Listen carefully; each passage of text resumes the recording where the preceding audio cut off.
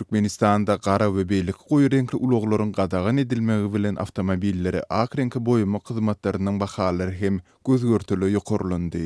Türkmenistanyň kronikasy nesiri häzir ulugy ak renkli boýatmagyň 18 000 manada çelini barp ýetendigini aýdýar. Maglumat üçin aýdylsa mundan bir näçe aý ozal bu hyzmat 8 000 manada deňdi.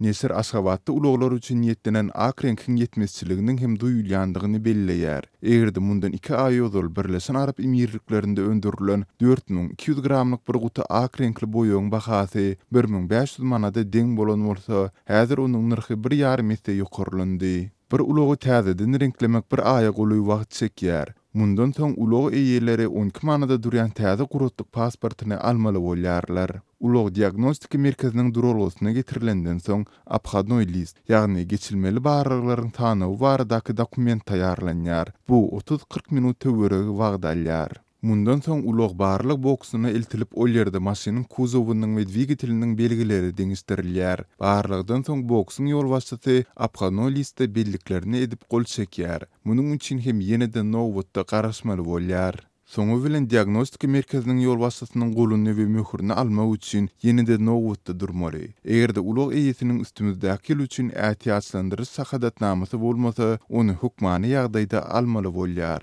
Iň peti 50 manada durýan bu dokumentiň narhy hem ulugyň ýylyna we dvigetiliniň gowrumyna görä ütgeýär.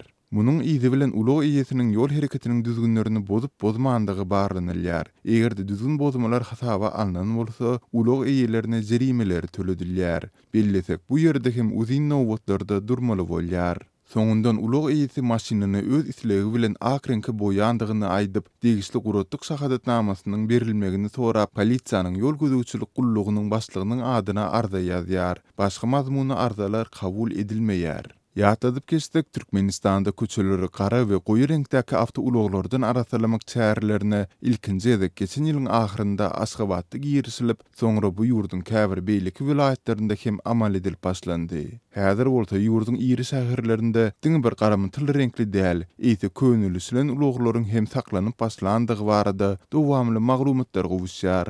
Türkmen hökümeti we mediasy uluglaryň renki daşky görnüşi bilen bagly girdilýän izigderli çäklendirmeler barada häzirki günçilini hiç ýyly maglumat bermänilýärler. Bu arlykda Türkmenistanyň kronikasy nesiri 25-nji maýda bellenilýän Aşgabat şäheriniň gününi diňe ak awto uluglar bilen garşylamagyň planlaşdyrylýandygyny nyktaýar.